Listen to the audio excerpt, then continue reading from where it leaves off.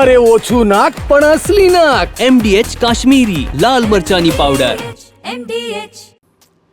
નવસારી મહાનગરપાલિકા બન્યાને 1 વર્ષ જેટલો લાંબો સમયગાળો વીતી ગયો છે. છતાં સિટી બસની સેવામાં નવસારી મનપા ઊણી ઉતરી હોય તેમ શહેરની 3.5 લાખ વસ્તી વચ્ચે માત્ર 20 જેટલી સિટી બસ કાર્યરત છે.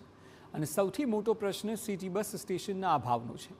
મુસાફરોને કયા સ્ટેન્ડ પર કઈ બસ કેટલા વાગે આવશે તેની કશી જ જાણ રહેતી નથી.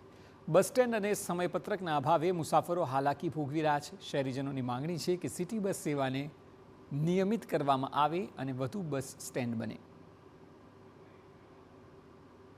શહેરની અંદર બસ સેવા શરૂ કરવામાં આવી છે, પરંતુ નવસારી બસ સર્વિસની અંદર સ્ટાર્ટિંગ પોઈન્ટ અને એન્ડ પોઈન્ટનું બસ સ્ટોપ હશે કદાચ, પણ ઇન બિટવીન જે રસ્તાની ઉપર જે બસ સ્ટોપ હોવા જોઈએ, કોઈ સામાન્ય માણસે ધારો કે સ્ટેશનથી જૂનાધાણા સુધીની બસ છે, પણ ફુવારાથી કોઈ બેસવું હોય તો કેવી રીતે બેસવું, ક્યાંથી ચડવું, એનું કોઈ જગ્યાએ નામો નિશાન આ લોકોએ રાખેલું નથી, કોઈ સ્ટોપેજ આપેલા નથી.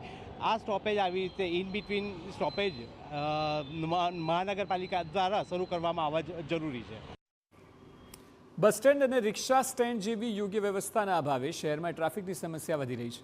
બસ સ્ટેન્ડના અભાવે મુસાફર હાથ ઊંચો કરીને ગમે ત્યાં બસ ઊભી રખાવીને બેસતા હોય છે, જેને લઈને ટ્રાફિક સમસ્યા વકરી રહી છે, જેને લઈને રિક્ષા ચાલકો પણ સ્ટેન્ડ આપવા માંગણી કરી રહ્યા છે.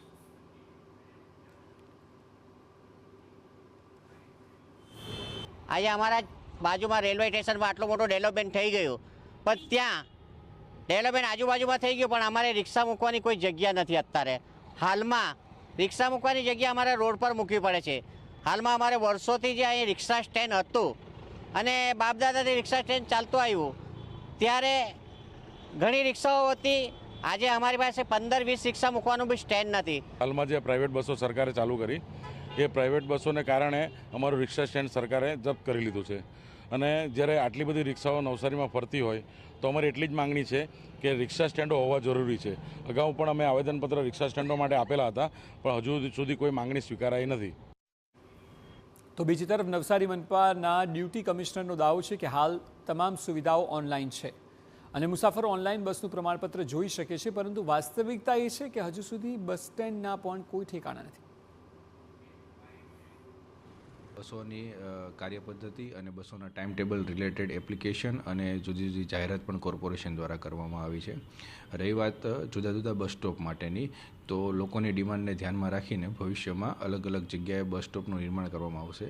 આ ઉપરાંત હાલ જે મેઇન બસ સ્ટોપ છે, જે રેલવે સ્ટેશન પાસે બની રહ્યું છે, એ બી કાર્યાધીન છે અને એ આગામી 6 મહિનાથી 9 મહિનામાં એ નવીન બસ સ્ટેશનનું બી લોકાર્પણ કરવામાં આવશે. અને જુદી જુદી અલગ અલગ રૂટમાં નાના નાના બસ સ્ટોપનું પણ ભવિષ્યમાં આગામી આયોજનમાં લેવામાં આવશે. MDH ચણા મસાલા. હવે છોલા હોય કે ચોળા, સફેદ ચણા હોય કે કાળા ચણા, બધું મજેદાર બનશે. MDH બિરયાની મસાલા, પારંપરિક બિરયાનીનો અસલી સ્વાદ. MDH